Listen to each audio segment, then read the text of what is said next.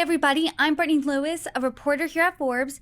Joining me now is my Forbes colleague, money and politics reporter, Kyle Khan-Mullins. Kyle, thanks so much for joining me. Always great to be here, Brittany. Thanks for having me. As we know, earlier this month, President Trump did announce and dub April 2nd as Liberation Day, where he unveiled his really sweeping tariff policy. And since then, global markets have melted down, trade wars have escalated, and recession fears have really bubbled up. But I want to talk about what you're reporting on, which is exactly how the tariff policies have impacted President Trump's top donors. Talk to us about that.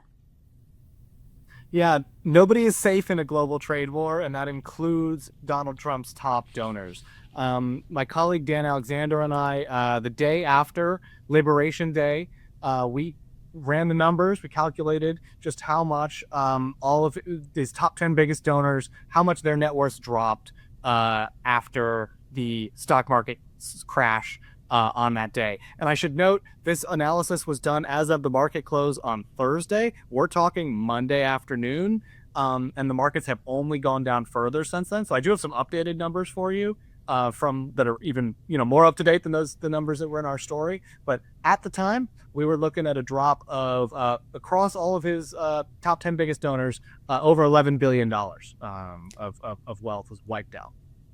So even more than $11 billion you're saying has been wiped out since Thursday. But let's cut right to the chase here. Let's talk about the number one person on that list. It's Elon Musk. He's the richest person in the world. He's also Trump's biggest donor. He's also President Trump's advisor in the past couple of months. Remind us just how much he's donated, how much he's worth, and how much he's lost since Liberation Day. So Elon Musk, we calculated he gave around $360 million to Trump's reelection effort, which sounds like a ton of money. It is a ton of money. It's also a drop in the bucket for Elon Musk, who today is worth about $360 billion. And that is as of right now, Forbes' estimates. That includes, the stock prices that are fluctuating minute to minute. At the time we ran our article, he had lost about $8.7 billion of his net worth. That was largely due to Tesla stock sliding. That is up to over $26 billion as of, I just checked a couple of minutes ago. So that looks like it's something like 6 or 7% of his entire net worth is slid. And I should note that doesn't even include if, the valuations of his private companies that aren't publicly traded. We didn't look at those. Those presumably would have slid at least a little bit as well, given the generalized economic turmoil. You're reporting that Musk and the number two on this donor list lost the most since President Trump unveiled these tariff policies. Talk to us about the number two and why these two are losing the most.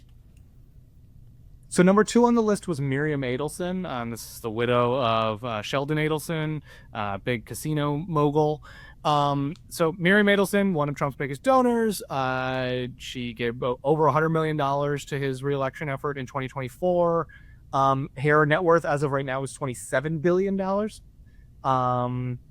But she has actually slid a pretty substantial amount. We calculated it was about $1 billion when we published our article. That's up to almost $3 billion now. And the reason why both she and Musk have seen the biggest losses, the first biggest thing is just they have bigger fortunes. So of course they're going, as a percentage, they're going to lose a little bit more. But the other big thing is that they're both pretty significantly exposed to business from China and East Asia, which are taking it on the chin with these tariffs. What's really interesting about this list you compiled is that some of the people mentioned on the list also serve in the Trump administration. So I want to first talk about Education Secretary Linda McMahon. How has her bottom line been impacted? Yeah, Linda McMahon, Education Secretary, like you said, so hasn't exactly been weighing in too much on the tariffs themselves. This is not her area of expertise. She's been put in charge of, according to Trump and according to her, shutting down the Department of Education. That is her goal. She wants to be the last Secretary of Education. But she's also a billionaire. She and her husband, Vince McMahon, they founded WWE way back in the 80s. And they still own a bunch of shares in that company's now parent company, TKO Holdings. They did see a slide in their net worth, about $65 million when we calculated it then. That's probably up to over $150 million now. A lot of TKO which owns WWE and which also owns other entertainment franchises. WWE and the UFC both have a lot of viewers overseas. And so my read on that situation is you're looking at generalized economic turmoil. You're looking at global trade and global commerce being upended. That means that companies that have more exposure overseas are going to see a big slide. They've seen something like 5 or 6% of their net worth wiped out at least. Someone on this list who has been very vocal about supporting President Trump's tariff policies are Commerce Secretary Howard Lutnik. This is what he said over the weekend, that the tariffs are a national security issue. That's what he said when defending them. He also said that they would stop other countries from ripping us off and that they will, quote, reset the power of the United States of America. But how have they exactly impacted his net worth? Howard Lutnik, I mentioned earlier, East Asia's taking it on the chin. Howard Lutnik's really taking it on the chin. We estimate that he took something like $300 million off his net worth at least. And that was, again, on Thursday of last week, which is only after one day of all of this. Some of his companies have slid even more since then. So we could be looking at even bigger numbers. Now he's worth $3 billion. He's doing okay. We're not talking about a big threat to his network, but we are seeing some shrinkage. And the reason why is his companies. You've got an investment banking firm, you've got a brokerage firm.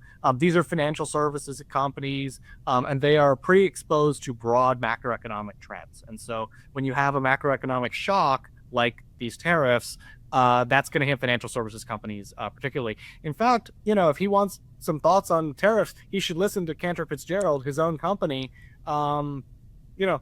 They just today say they have a very bearish view on the U.S. market, and the reason why is because of tariff uncertainty.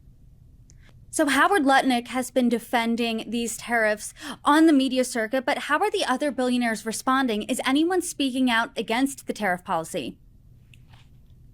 There are a couple of billionaires that we've seen that were Trump supporters that have been speaking out against the tariff policy. Most of them are keeping relatively quiet. I think that's the general trend.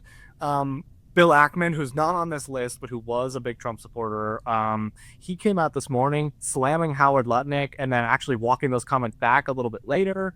You have another guy, Elon Musk is another really good example. He's been very quiet on the tariff front. He hasn't really said much. And my colleague John Hyatt had a piece about that, I think Friday or maybe on Monday. But Musk did actually tweet just this morning a video of Milton Friedman talking about the benefits of free trade. So if you want to read that as a statement on tariffs, you can. So you're saying there's some more muted responses from these billionaire Trump donors. Has anyone, except from Howard Lutnik, obviously aside from him, has anyone been supportive of the Trump tariff policies?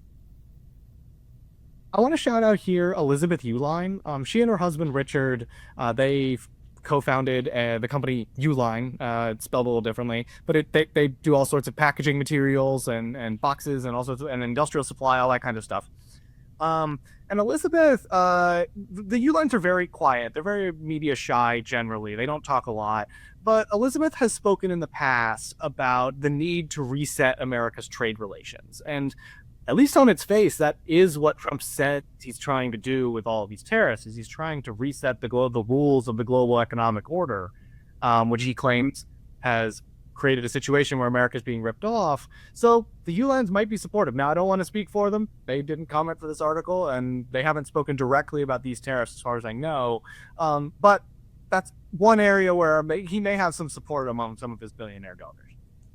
I know that you said President Trump's top 2 billionaire donors, they've been hit the hardest in part because of their business in China. Based on what you're seeing, are there any other trends? What other industries on this list are you seeing that have been hit the hardest?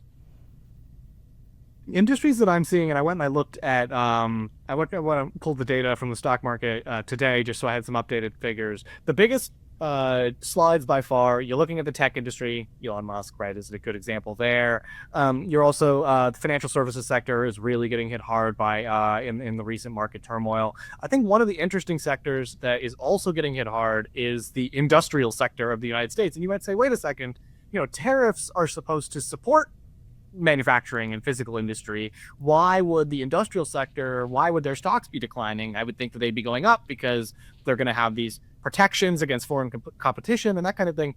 It turns out a lot of American industry, they import a lot of things from overseas. They import raw materials and they import, the components that they then turn into final products. You talk about the car industry, you talk about the steel industry, you talk about any of these industries. There's a lot of interconnectedness tied into this, and so a lot of them are actually suffering as well. Kyle, is there any other billionaire that's on this list that you want to touch on? You want to tell their story? You want to talk about how these tariff policies have been impacting their fortunes? I think Paul Singer is actually an interesting shout out here. And I find him particularly interesting because back in 2016, he was at an event in Aspen, and he was not a particular fan of Trump at this point. And he said, "Oh my God, the thing I'm most worried about for Trump as president, potentially, this is before Trump became elected president, was tariffs and trade policy. And I really think that if he really says and does, if he does everything that he says, we could see a global depression." And he said that in 2016. Now, Singer came around to Trump over the years. Trump wasn't quite as protectionist in his first term as he said he was going to be on the trail. I'm wondering if Singer's having second thoughts now. I would love to talk to him, pick his brain about that. Ever since President Trump unveiled his tariff policy on April 2nd, on Liberation Day, the markets have plunged globally. People have been really outspoken against this. Economists have said, hey, we are inching closer and closer, dangerously close to a recession. Even people who have been outspoken in support of Trump in the past, like people like Barstool Sports' Dave Portnoy, have said, hey, the tariff policies have really impacted my net worth here. I've had millions wiped out in a single day. But the person who announced the tariff policies, President Trump, he himself is a billionaire. So I am curious, how have his own tariff policies impacted his fortune? And it's a little hard to get an exact answer here. Most of President Trump's fortune is tied up in a combination of his old real estate empire. He's got a lot of cash from his recent crypto ventures. And then he does have this social media company, DJT, or Trump's, True Social, Trump Media and Technology Company, which trades under the ticker DJT. And when we published our article last week, DJT was only down about 2%.